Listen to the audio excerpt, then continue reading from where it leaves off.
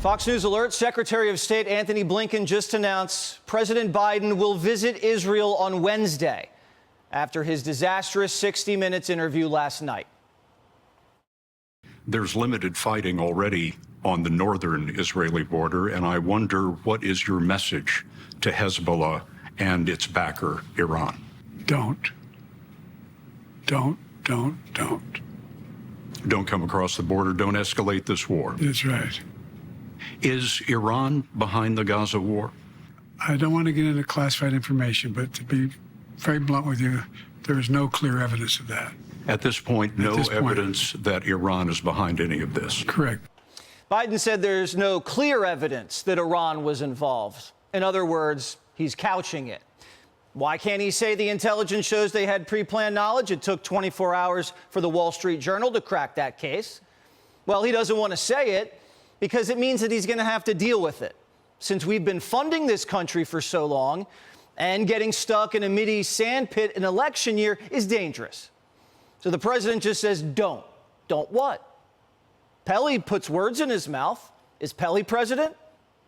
But after 1,400 Israelis got slaughtered, President Pele thinks a siege of Gaza would be an occupation.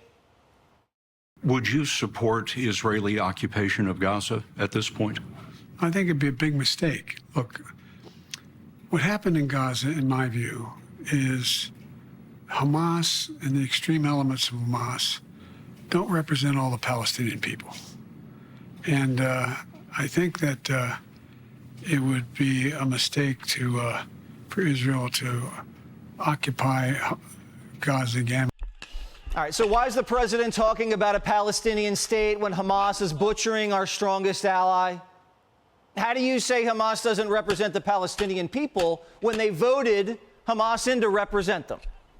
Why do you think the Saudis or the Egyptians aren't opening their doors for the Palestinians? These are savages, and Israel cannot coexist with them.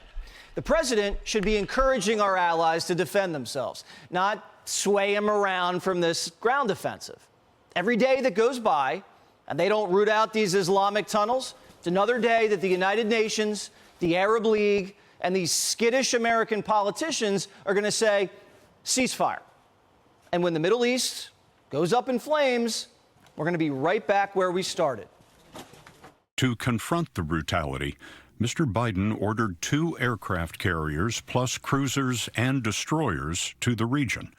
There are about 900 U.S. troops in Syria on a counterterrorism mission since 2015. Can you foresee U.S. troops in combat in this new Middle East war? I don't think that's necessary. Israel has one of the finest fighting forces in the country. I guarantee we're going to provide them everything they need. But it looks like they're already mobilizing. The Pentagon says they have 2,000 troops ready to deploy to Israel. We have 2 hot wars going on, one in Europe and now in the Middle East, on top of an open border, where Middle Easterners are pouring through unchecked. Joe Biden does not have control, and this makes Americans anxious. Given these 2 wars and the dysfunction in Congress, are you sure that you want to run again? Yes, because I'm sure, look, when I ran, I said the world's at an inflection point.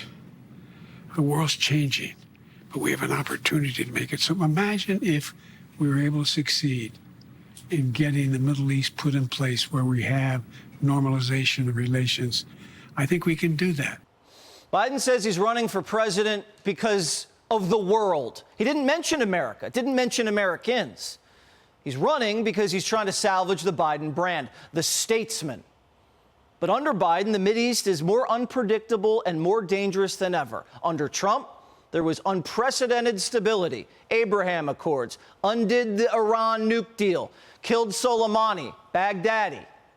We thought we were out of the Mideast, but now we're right back in the middle of it. And you can expect all of this to be front and center in next year's debate. Biden has 3 major problems, and they all begin with the letter I: inflation, immigration, and incompetence. The USA is a mess. Israel is under attack. Our economy is cratering. Inflation is totally out of control. 2024 is our final battle. It's our final battle. This country is going to either be greater than ever before, or we're not going to have a country. That's how bad it all is.